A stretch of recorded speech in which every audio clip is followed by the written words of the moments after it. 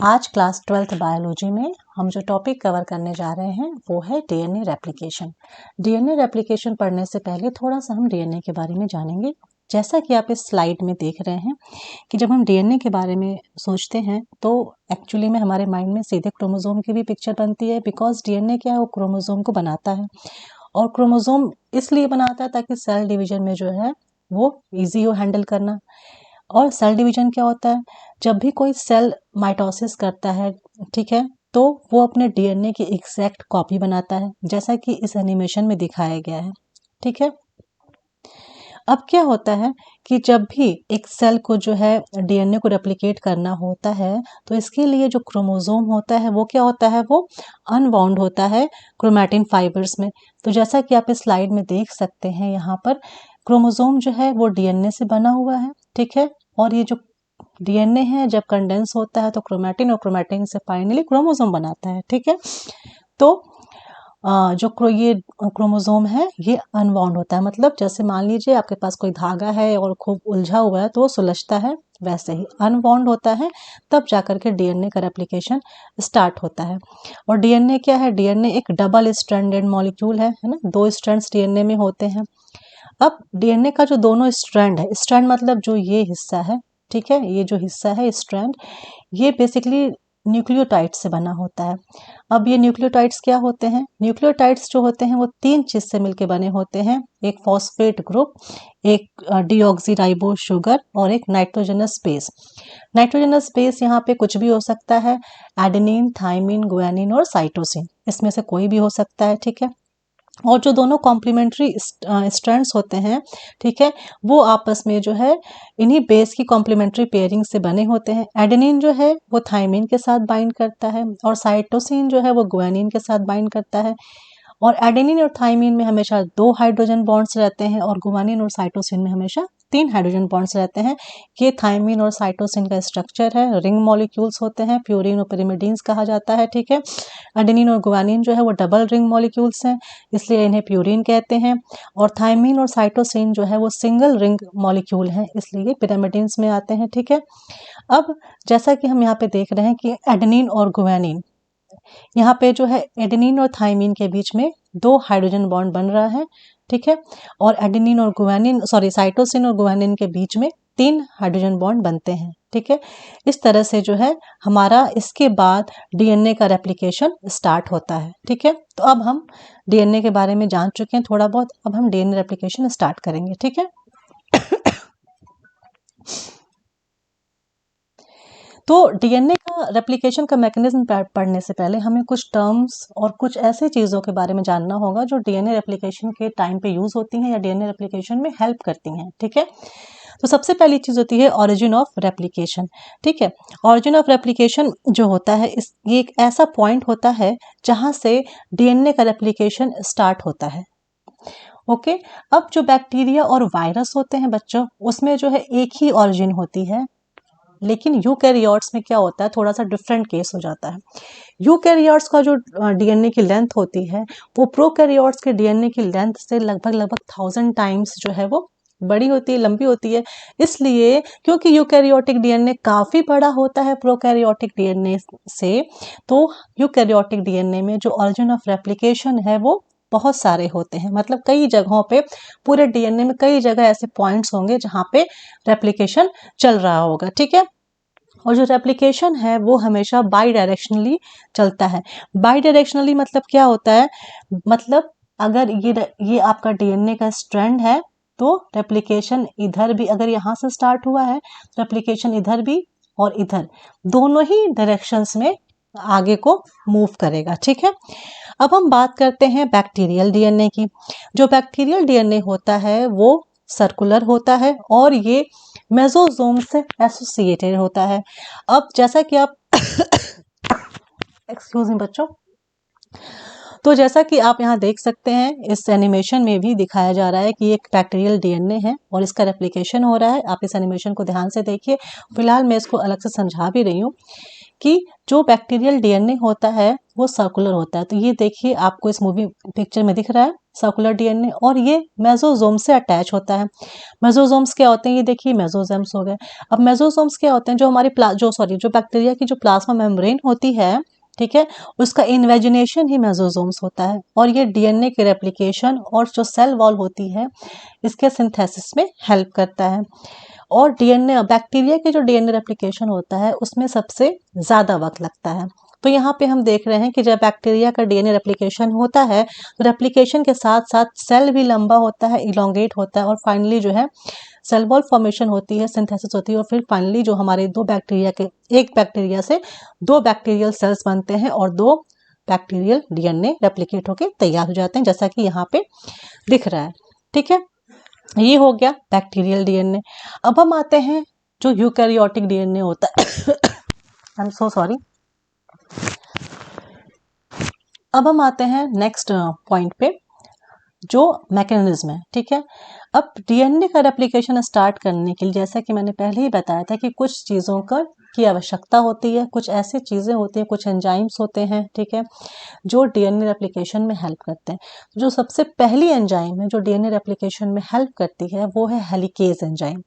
Helicase enzyme क्या करती है कि वो डीएनए जहाँ पे रेप्लिकेशन स्टार्ट होता है, डीएनए में जो ऑरिजिन ऑफ रेप्लिकेशन होता है वहाँ पे अटैच होती है। अटैच होने के बाद वो जो बेस होता है वहाँ पे उस हाइड्रोजन बॉन्ड को ब्रेक करती है, और ब्रेक करने के बाद जो है वो डीएनए के दोनों स्ट्रैंड्स को अनवाइंड करती है, खोलती है। इस काम के लिए इसको एटीपी चाहिए होता है। ठीक है, एटीपी के बिना हेलिकेज ये काम नहीं कर पाएगी। तो जैसा कि आप एक शॉर्टकट में कह सकते हैं कि जैसे हम लोग कपड़े पहनते हैं तो जीन्स में चेन लगी होती है ना, तो चेन क्या करती है, जब हम उसको चेन को ऊपर खींचते हैं तो बंद हो जाता है, और चेन को नीचे खींचते हैं तो कपड़ा खुल जाता है। ठीक है, तो इस तरह से हम ये कह सकते हैं कि जो हेलिकेज है वो एक जिप की तरह काम करती है, और डीएनए रेप्लिकेशन शुरू करने के लिए ये ओरिजिन ऑफ रेप्लिकेशन साइट पे जो है दोनों स्ट्रैंड्स को अनजिप करती है। ठीक है, और दोनों स्ट्रैंड्स के बीच में जो हाइड्रोजन बॉन्ड होता है उसको तोड़ते हुए चलती है, और तोड़ते तोड़ते जो है पूरे स्ट्रैंड्स को सेपरेट करती है। ठीक है, अब ये काम ये कैसे करती है यहाँ देखिए, ये ओरिजिन ऑफ रेप्लिकेशन है, यहाँ पे हेलिकेज एंजाइम आई, अटैच हो गई, और ये जो डीएनए पहले से अटैच है यहाँ पे, इसको तोड़ते हुए दोनों हाइड्रोजन बॉन्ड्स को अलग करते हुए अब स्ट्रैंड्स को इसने सेपरेट कर दिया। ठीक है, ये स्ट्रैंड सेपरेट करते हुए चलती जाएगी। ये है हेलिकेज एंजाइम का। लेकिन जो दूसरी चीज़ प्रॉब्लम आती है कि जब हेलिकेज एंजाइम जो है डीएनए को सेपरेट करते हुए आगे बढ़ती है तो क्या होता है कि डीएनए तो बहुत हेलिकल स्ट्रक्चर, जैसा कि आप देख रहे हैं डीएनए हेलिकल स्ट्रक्चर है। ठीक है, तो वो और ज़्यादा आगे जाने पे और ज़्यादा उलझता जाता है, उसमें जो है गायरेशन प्रोड्यूस होता है या टॉर्शनल इफेक्ट प्रोड्यूस होता है। ठीक है तो एक दूसरी एंजाइम रिक्वायर होती है जिसे कहते हैं टोपोआइसोमेरेज, और प्रोकैरियोट्स में टोपोआइसोमेरेज को कहते हैं डीएनए गाइरेज। तो टोपोआइसोमेरेज क्या करती है, वो आकर के यहाँ पे डीएनए के स्ट्रैंड पे एसोसिएट हो जाती है, और उसके बाद जो है जैसे हम किसी उलझी हुई चीज़ को सुलझाते हैं तो ये जो है ये डीएनए के स्ट्रैंड को एक स्ट्रैंड को कट करती है और फिर उसको रिसील करती है। इससे क्या होता है कि जो क्वाइलिंग है वो रिड्यूस होती है और डीएनए का स्ट्रैंड सीधा हो जाता है, ताकि हेलिकेज एंजाइम जो है आराम से रन कर सके पूरे डीएनए प्रॉपरली, और उसको दोनों स्ट्रैंड्स को सेपरेट कर सके। तो जैसा कि आप इस फिगर में देख रहे हैं कि डीएनए स्ट्रैंड बहुत ज़्यादा यहाँ पे उलझा हुआ है, लेकिन जैसे ही यहाँ पे टोपोआइसोमेरेज एंजाइम आएगी ये डीएनए को सुलझाती हुई आगे चलेगी, और ये डीएनए इस तरह से सीधा हो जाएगा, और फिर हेलिकेज एंजाइम बाद में आकर के इस पे एक्ट करेगी। तो सबसे पहला जो चीज़ रिक्वायर होती है डीएनए रेप्लिकेशन को स्टार्ट करने के लिए वो होता है हेलिकेज एंजाइम। ये ऑरिजिन ऑफ रेप्लिकेशन पे आ करके और जो बॉन्ड्स होते हैं बेसिस में, ठीक है, उनको तोड़ती है और फिर डीएनए के दोनों स्ट्रैंड्स को अनवाइंड करती है, खोलती है। ठीक है, नेक्स्ट एंजाइम है टोपोआइसोमेरेज, जो हेलिकेज के आगे आकर के डीएनए के पूरे स्ट्रैंड को जो है वो क्या करती है, उसको जो है उसकी क्वाइलिंग को रिमूव करती है, ताकि हेलिकेज जो है वो आराम से प्रॉपरली काम कर सके। इसके बाद जो थर्ड चीज़ जो चाहिए होती है इन डीएनए रेप्लिकेशन वो होता है single stranded binding protein SSBP। इसका शॉर्ट फॉर्म है। ये जो है डीएनए के एंड्स पे अटैच हो जाती है ताकि जब हेलिकेज और टोपो आइसोमरेज आगे अपना काम कर रहे हैं तो पीछे जो डीएनए का हिस्सा खुला हुआ है वो जो है वापस से फिर से जो है रिवाइंड ना हो जाए। इसके लिए जो है single stranded binding protein attach हो जाएगी दोनों ही स्ट्रैंड्स पे, और इससे क्या होगा कि वापस से ये जो हिस्सा है ये वापस से जो है आपस में क्वाइल नहीं हो पाएगा। ठीक है, तो इसका ये काम हो गया। अब हम आते हैं सबसे मेन चीज पे, और वो है डीएनए पॉलीमरेज, जो मेन चीज है, जो मेन एंजाइम है। अब ई कोलाई बैक्टीरिया में ए कॉर्नबर्ग नाम के एक साइंटिस्ट ने एक एंजाइम को डिस्कवर किया, और वो एंजाइम था डीएनए पॉलीमरेज, जिसको कॉर्नबर्ग एंजाइम भी कहते हैं। ठीक है, बेसिकली जो एंजाइम कॉर्नबर्ग ने डिस्कवर किया था वो थी डीएनए पॉलीमरेज फर्स्ट, और इस डिस्कवरी के लिए, इस इन विट्रो डीएनए सिंथेसिस के लिए कॉर्नबर्ग को जो है नोबेल प्राइज दिया गया था। अब डीएनए पॉलीमरेज जो है प्रोकैरियोट्स में वो 3 तरह की होती हैं, डीएनए पॉलीमरेज फर्स्ट, सेकंड और थर्ड। फर्स्ट और सेकंड डीएनए पॉलीमरेज जो हैं वो डीएनए की रिपेयर में हेल्प करती हैं, और जो डीएनए पॉलीमरेज थर्ड है वही जो है एक्चुअली में डीएनए रेप्लिकेशन में हेल्प करती है।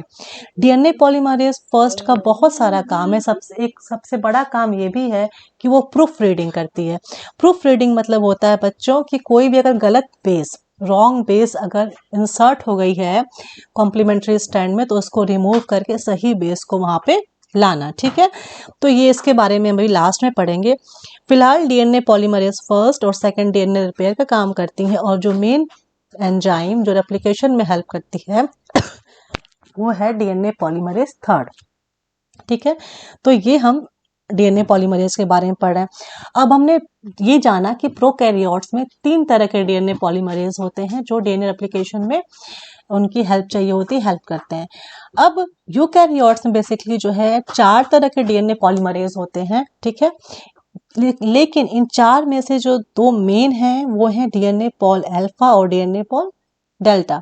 अल्फा वाला जो डीएनए पॉलीमरेज है वो जो है लैगिंग स्ट्रैंड को रेप्लिकेट करता है, और डेल्टा वाला पॉलीमरेज है वो जो है लीडिंग स्ट्रैंड को रेप्लिकेट करता है।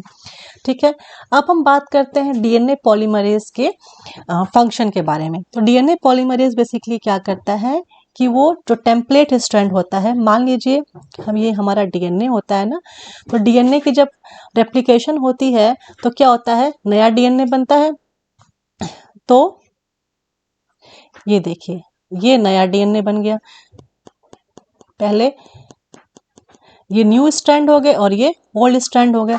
तो जो पुराना स्ट्रैंड होता है, ठीक है, उसे हम कहते हैं टेम्पलेट स्ट्रैंड, और जो नया स्ट्रैंड बनता है, ठीक है, रेप्लिकेशन के टाइम पे, उसे हम कहते हैं कॉम्प्लीमेंट्री स्ट्रैंड। तो ये रेड वाले हो गए हमारे टेम्पलेट स्ट्रैंड, क्योंकि इन्हीं के आधार पे ही कॉम्प्लीमेंट्री स्ट्रैंड में बेसिस लगाए जाएंगे।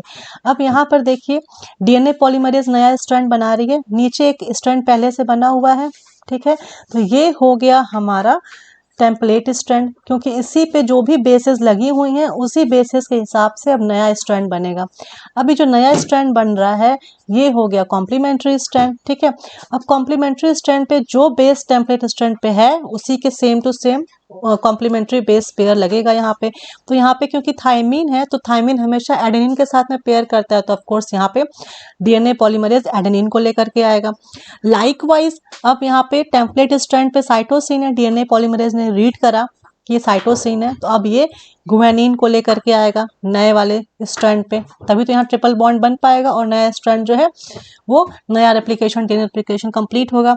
इस तरह से वो पूरे डीएनए पॉलीमरेज जो थर्ड है वो पूरे टेम्पलेट स्ट्रैंड को पढ़ती हुई चलती है, और उसी के अकॉर्डिंग में नए नए बेसिस जो हैं वो कॉम्प्लीमेंट्री स्ट्रैंड पे ऐड करती हुई चलती है। ठीक है, ये सबको समझ में आ रहा है।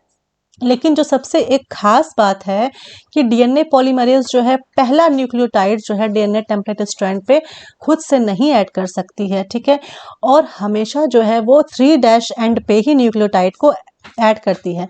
अब 3' एंड पे ऐड करती है इसका मतलब क्या हुआ, जैसा कि हम जानते हैं कि जो डीएनए के स्ट्रैंड्स होते हैं दोनों वो एंटी पैरेलल होते हैं। एंटी पैरेलल मतलब अगर एक स्ट्रैंड है वो 5' से 3' है तो दूसरा जो है 3' से 5' रहेगा। ठीक है, anti I am so sorry for the disturbance. दूसरा जो है वो 3' से 5' रहता है, ठीक है। ये एंटी पैरेलल रन करते हैं। तो जो डीएनए पॉलीमरेज होती है ना, वो न्यूक्लियोटाइड्स को जो है 3' एंड, जो ये टेम्पलेट स्ट्रैंड है, इसके 3' एंड से ही ऐड करना शुरू करेगी, ठीक है। मतलब जो नया स्ट्रैंड बनेगा वो 3' एंड पे जो न्यूक्लियोटाइड्स प्रेजेंट होंगे उसके हिसाब से बनेगा, ठीक है। समझ में आ रहा है? अब हम आगे बढ़ते हैं। तो जैसा कि मैंने पहले अभी बताया था कि डीएनए पॉलीमरेज जो है वो क्या करती है, न्यूक्लियोटाइड्स को ऐड करती है कॉम्प्लीमेंट्री स्ट्रैंड पे, लेकिन वो पहला न्यूक्लियोटाइड खुद से ऐड नहीं कर सकती। तो इसके लिए जो है प्राइमर की आवश्यकता होती है। प्राइमर क्या होता है? प्राइमर जो है एक प्री एग्जिस्टिंग न्यूक्लियोटाइड होता है। प्राइमर बेसिकली आरएनए के शॉर्ट फ्रेगमेंट्स होते हैं, ठीक है। अब क्योंकि डीएनए पॉलीमरेज जो है डीएनए सिंथेसिस को स्टार्ट नहीं कर सकती है बिना आरएनए प्राइमर स्ट्रैंड के, इसलिए जो एक नई चीज इसमें जोड़ती है वो है प्राइमेज एंजाइम। जैसा कि आप यहाँ देख रहे हैं, ठीक है, प्राइमेज एंजाइम होती है जो एक तरह का आरएनए पॉलीमरेज ही है। तो ये प्राइमेज एंजाइम क्या करती है, ये छोटे छोटे आरएनए के फ्रेगमेंट्स जो हैं डीएनए के कॉम्प्लीमेंट डीएनए के स्ट्रैंड पे सिंथेसाइज करती है, ठीक है। और इस छोटे छोटे आरएनए के फ्रेगमेंट्स को प्राइमर कहते हैं, ठीक है। तो प्राइमेज एंजाइम बेसिकली छोटे छोटे आरएनए के फ्रेगमेंट्स जो हैं वो डीएनए के स्ट्रैंड पे सिंथेसाइज करती है, और यही छोटे छोटे आरएनए के फ्रेगमेंट्स ही प्राइमर कहलाते हैं, ठीक है।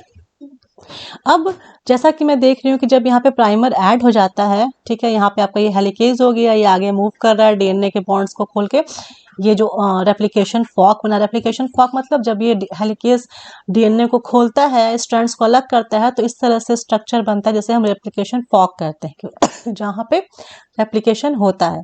और टोपो आइसोमरेज जो है वो कॉइलिंग को खत्म कर रहा है, ठीक है, डीएनए को सुलझा रहा है, सीधा कर रहा है ताकि हेलिकेज आराम से मूव कर सके और डीएनए को अलग कर सके। वहीं पे सिंगल एसएसबीपी जो है, सिंगल स्ट्रैंडेड बाइंडिंग प्रोटीन जो है, वो स्ट्रैंड से चिपक जाती है यहाँ पे डीएनए के, और फिर जो है उसको वापस से प्री मैच्योर बाइंडिंग होने से रोकती है। इसके बाद जो है प्राइमर आता है। प्राइमेज एंजाइम क्या करती है, डीएनए के शॉर्ट फ्रेगमेंट्स जिसे हम प्राइमर कहते हैं उसको ऐड करती है, ताकि जो है डीएनए की रेप्लिकेशन, उसकी सिंथेसिस स्टार्ट हो सके। जब ये ऐड कर लेती है तब जा करके डीएनए पॉलीमरेज जो थर्ड है वो इसको पढ़ता है, और पढ़ने के बाद फिर उस हिसाब से नए कॉम्प्लीमेंट्री स्ट्रैंड पे बेस सीक्वेंस को, न्यूक्लियोटाइड्स को ऐड करना शुरू करता है, ठीक है। तो प्राइमर बेसिकली देखिए, प्राइमर का स्ट्रक्चर क्या होता है। प्राइमर जो होता है वो होता है एक डाई न्यूक्लियोटाइड मोनोफॉस्फेट होता है। तो यहाँ पे एक फॉस्फोरस होता है, फॉस्फोरस ग्रुप हो गया, एक एडेनिन ये बेस हो गई, और यहाँ पे ये शुगर हो गया, ठीक है। I am so sorry for this disturbance. तो अब क्या होता है, जब ये प्राइमर ऐड होता है तो जो दूसरा एक डाई न्यूक्लियोटाइड ट्राइफॉस्फेट आता है, तो ये इसके साथ में अटैच होता है, और अटैच होने के बाद पाइरोफॉस्फेट निकल जाता है और डाई न्यूक्लियोटाइड मोनोफॉस्फेट बनता है, ठीक है। इस तरह से जुड़ जाता है डीएनए में। तो इसको अभी हम और अच्छे से बताएंगे, ठीक है। तो यहाँ पे हम देख रहे हैं कि जैसे ही नया प्राइमर ऐड हुआ है 3' एंड पे, सिंथेसिस जो है वो स्टार्ट हो गई है डीएनए की। अब यहाँ पे इस पिक्चर में जैसा कि हम देख सकते हैं, ये हेलिकेज एंजाइम है, ये रन कर रही है, इसको अनजिप कर रही है, ये टोपो आइसोमरेज है, ये सिंगल स्ट्रैंडेड बाइंडिंग प्रोटीन है, और ये आरएनए प्राइमर है, ये 3' एंड पे ऐड हुआ है, ठीक है। ऐसे ही यहाँ पे भी एक आरएनए प्राइमर ऐड हो जाएगा, जगह जगह पे ऐड हो जाएंगे, और यहाँ से जो है रेप्लिकेशन स्टार्ट हो जाएगा, ठीक है। और यही रेप्लिकेशन यहाँ पे हो रहा है। यहाँ पे हेलिकेज एंजाइम अनवाइंड करी, टोपो आइसोमरेज जो है इसको सीधा कर रहा है, ये रेप्लिकेशन फॉक आपकी बनी हुई है, और यहाँ पर जो है डीएनए पॉलीमरेज जो है वो क्या कर रहा है, नए न्यूक्लियोटाइड्स को ऐड कर रहा है, ठीक है, इस डायरेक्शन में। इसके बाद अब आते हैं हम ओकाज़ाकी फ्रेगमेंट पे। ओकाज़ाकी फ्रेगमेंट क्या होते हैं कि ये छोटे छोटे फ्रेगमेंट्स होते हैं जो लैगिंग स्ट्रैंड पे बनते हैं।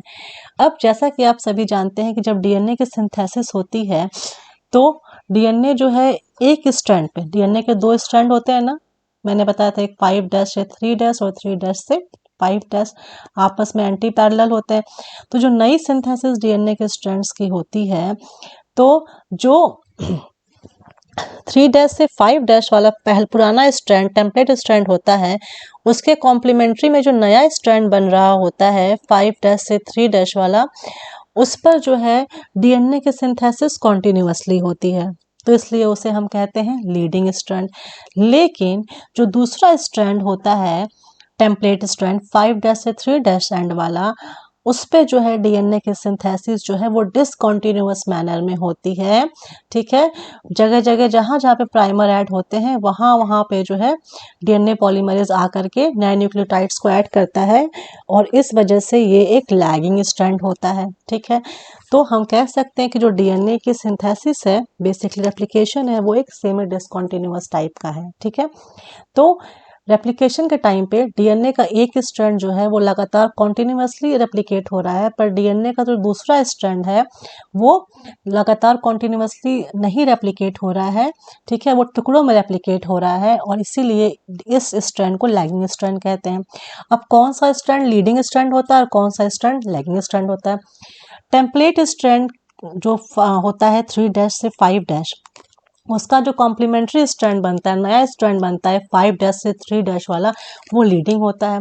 अब दूसरे वाले टेम्पलेट स्ट्रैंड जो कि 3' से 5' रन कर रहा है, ठीक है, यहाँ पे प्रॉब्लम क्या होती है कि जो डीएनए पॉलीमरेज है वो हमेशा 3' एंड पे ही न्यूक्लियोटाइड्स को ऐड कर सकता है, और जो रेप्लिकेशन है वो 5' से 3' प्रोसीड करेगी।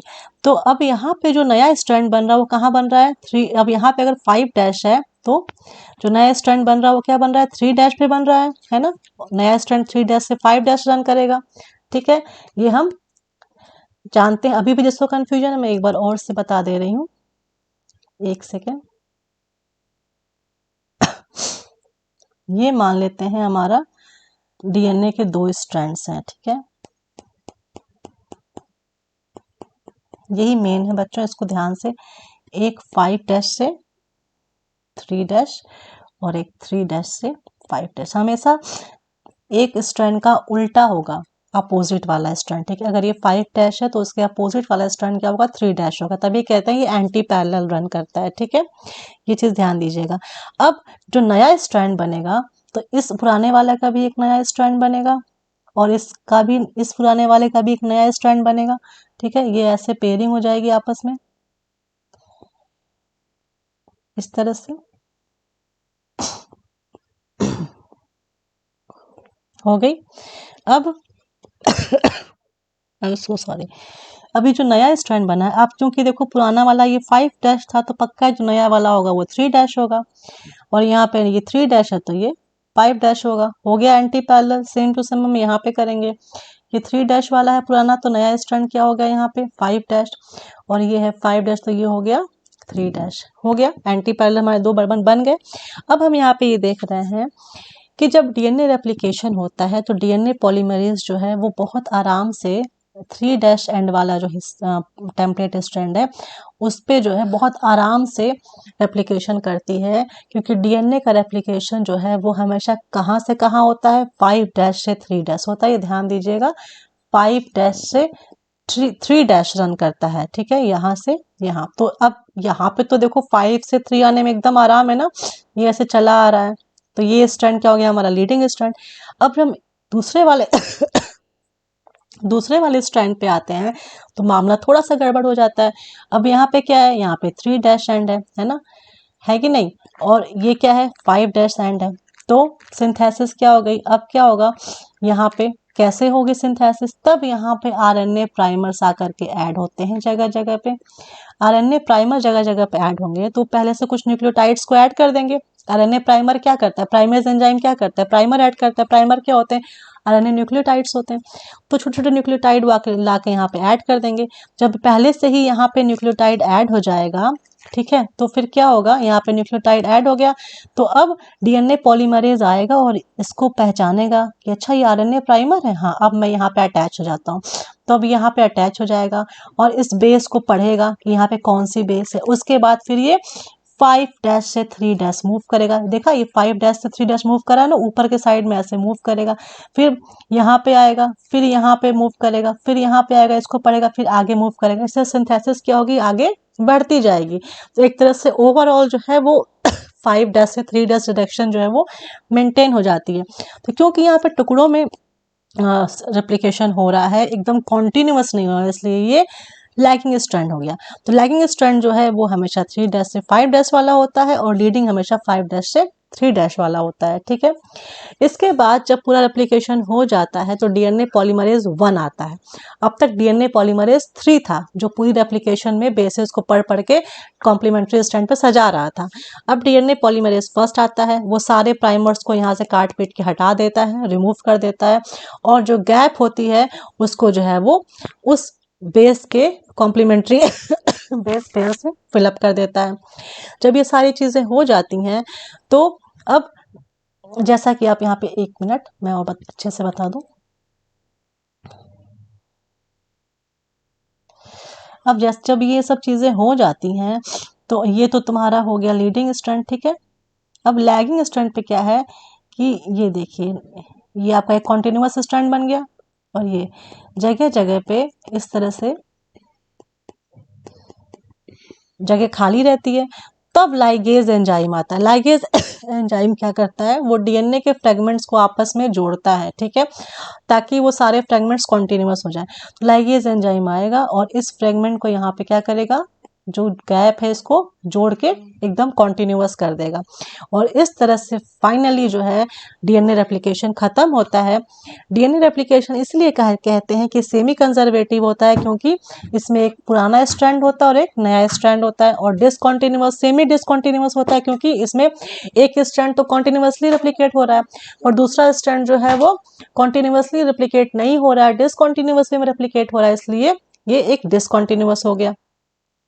अब जब पूरा डीएनए रेप्लिकेशन हो जाता है तो प्रूफ रीडिंग होती है। प्रूफ रीडिंग क्या होती है, प्रूफ रीडिंग मतलब होता है कि मान लो ये पूरा डीएनए बन गया, ठीक है। अब ये पूरा डीएनए बन गया तो कहीं ना कहीं कोई ऐसी जगह होती है जहाँ पे गलत बेस लग जाता है ना, जैसे मान लो यहाँ ए है, अब यहाँ पे टी है, यहाँ ए की जगह पे जी लग गया है ना, गलत बेस लग गया। तो डीएनए पॉलीमरेज क्या करता है, वो पूरा जो है घूमता है पूरे डीएनए पे और चेक करता है रन करते हुए कि कहीं पे गलत अगर बेस लगी है तो उसको निकाल के बाहर करके वहाँ पे सही बेस लगा दी जाए।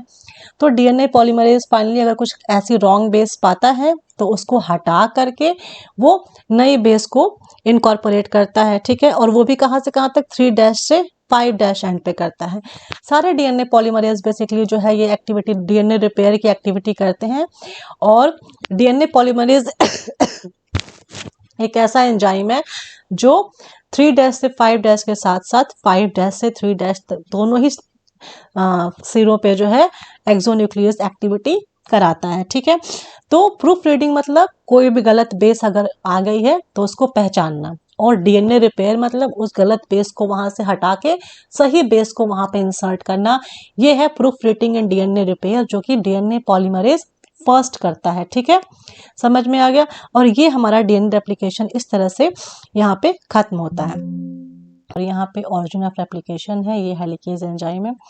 ये हेलिकेज एंजाइम जहाँ पे रेप्लिकेशन स्टार्ट होना होता है वहाँ पे जाके अटैच हो जाती है और फिर जो बेसेस होते हैं दोनों स्ट्रैंड के उनके बीच में जो हाइड्रोजन बॉन्ड होता है उसको धीरे धीरे ब्रेक करना स्टार्ट कर देती है। जब ये ब्रेक करती है और यही बेसेस को ब्रेक करते हुए धीरे धीरे वो आगे को बढ़ती जाती है। इस तरह से डीएनए जो है पूरा आपका अनवाइंड होकर रेप्लिकेशन के लिए खुलता जाता है, ठीक है। फिर फाइनली क्या होता है कि सिंगल स्ट्रैंडेड प्रोटीन्स आती हैं, सिंगल स्ट्रैंडेड बाइंडिंग प्रोटीन्स, ताकि जो डीएनए खुल चुका है वो वापस से फिर से जो है रिकॉइल होकर रीअनील ना हो जाए, इसलिए वो आकर के जगह जगह पे स्ट्रैंड्स पे अटैच हो जाती हैं, जिसकी वजह से अब जो डीएनए खुला हुआ है वो वापस से जो है रिवाइंड ना हो जाए और इस तरह से वो प्री मैच्योर रिवाइंडिंग को रोकती हैं। अब डीएनए पॉलीमरेज 3 आता है जो बेसिकली 3' एंड जो हमारा टेम्पलेट स्ट्रैंड है उसके 3' एंड पे आकर के उस अट्रैक्ट होता है वहाँ पे और वहाँ पर वो आकर के सिंथेसिस करना स्टार्ट करता है, ठीक है। डीएनए पॉलीमरेज 3 जो है वो जो पेरेंटल स्ट्रैंड होता है उस पे जो बेसेस लगे होते हैं उसको वो रीड करता है, पढ़ता है और उस हिसाब से जो है फिर वो सही बेसेस को कॉम्प्लीमेंट्री स्ट्रैंड पे सिंथेसाइज करता है। जैसा कि अभी आप देख रहे हैं कि ये डीएनए पॉलीमरेज है, जब ये आगे बढ़ेगा तो यहाँ पे ए है, एडेनिन है, तो इसके साथ में वो थायमीन को रखेगा। थायमीन है तो इसके साथ में ये प्लेस करेगा एडेनिन को। गुआनिन है तो ये साइटोसिन को प्लेस करेगा नए वाले स्ट्रैंड पे। फिर गुआनिन है तो फिर ये साइटोसिन को ही प्लेस करेगा नए वाले स्ट्रैंड पे। पुराने वाले स्ट्रैंड में, टेम्पलेट स्ट्रैंड पे थायमीन है तो अब नए वाले स्ट्रैंड पे वो एडेनिन को ला करके ऐड करेगा, ठीक है, इस न्यूक्लियोटाइड को ला के ऐड करेगा। और ठीक वैसे ही जो हमारा साइटोसिन है उसको, उसकी बेस पेयरिंग करेगा ये गुआनिन के साथ। इस तरह से ये जो है सबको पेयर करता है। और फिर बाद में जो पायरोफॉस्फेट, यहाँ पे जो 3 फॉस्फेट्स हैं, इसमें से दो पीपीआई मतलब पायरोफॉस्फेट निकल जाते हैं और कोवेलेंट बॉन्ड जो है फाइनली बनता है। इसके बाद जो डिफरेंट बेस बने हैं, बेस पेयर्स हैं, उनके बीच में हाइड्रोजन बॉन्ड बनना स्टार्ट हो जाता है। थायमीन और एडेनिन में डबल बॉन्ड और साइटोसिन और गुआनिन में ट्रिपल बॉन्ड बनता है। इसके बाद यही काम ये डीएनए पॉलीमरेज 3 जो है वो पूरे पैरेंटल स्ट्रैंड पर रन करते हुए करता है और लगातार उसके बेसिस को पढ़ते हुए नए न्यूक्लियोटाइड्स को जो है उस हिसाब से न्यू डॉटर स्ट्रैंड मतलब कॉम्प्लीमेंट्री स्ट्रैंड पर सिंथेसाइज कर, यहाँ पे आप देख रहे हैं कैसे डीएनए पॉलीमरेज फर्स्ट जो है वो नया स्ट्रैंड बना दे रहा है। यहाँ पे आप देखिए 3' एंड पे वो अटैच हुआ था और नया 5' से 3' एंड पे वो आराम से कॉन्टिन्यूसली बना दिया, कोई रुकावट नहीं।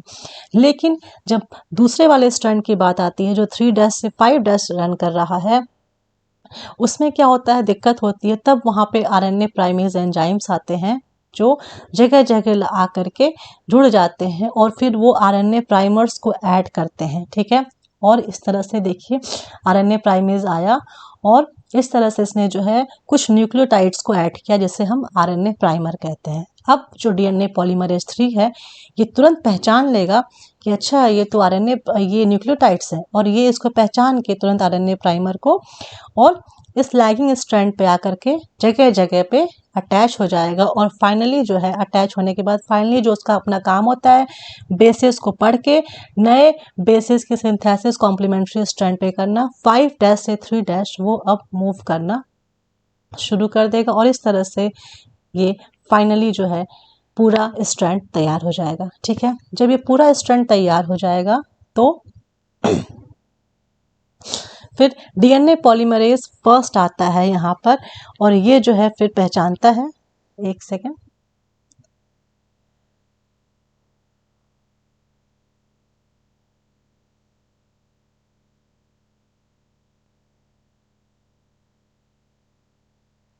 अब डीएनए पॉलीमरेज फर्स्ट जो है वो आता है और इन आरएनए प्राइमर्स जहाँ जहाँ पे हैं वहाँ पे आके अपने आप को अटैच करता है और इन आरएनए प्राइमर्स को अब हटा करके और सही बेस को ला करके यहाँ पर लगाता है, ठीक है। यही काम वो आगे भी करता है, ठीक है, सही बेस को ला के लगाता है।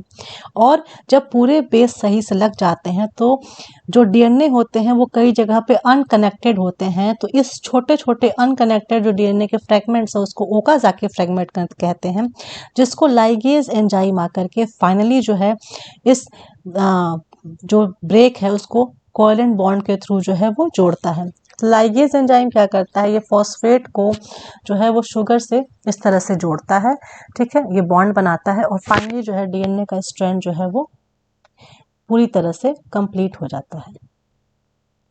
तो फाइनली हम कह सकते हैं कि यहाँ पर अब हमारा डीएनए रेप्लिकेशन कंप्लीट हो गया है। इस चीज़ को देखने के लिए देखिए इस तरह से different origin of replication sites यहाँ पे दिखाई दे रही हैं। ये different origin of replication sites हैं और यहाँ पे रेप्लिकेशन स्टार्ट हो रहा है इस तरह से, और जैसे जैसे रेप्लिकेशन बढ़ता जाएगा इलॉन्गेशन होता जाएगा और फाइनली एक टाइम ऐसा आएगा जब आप देख रहे हैं कि डीएनए जो है फाइनली पूरी तरह से रेप्लिकेट हो चुका है और अब हमारे पास जो है हमने पेरेंटल डीएनए की कॉपी बना ली है।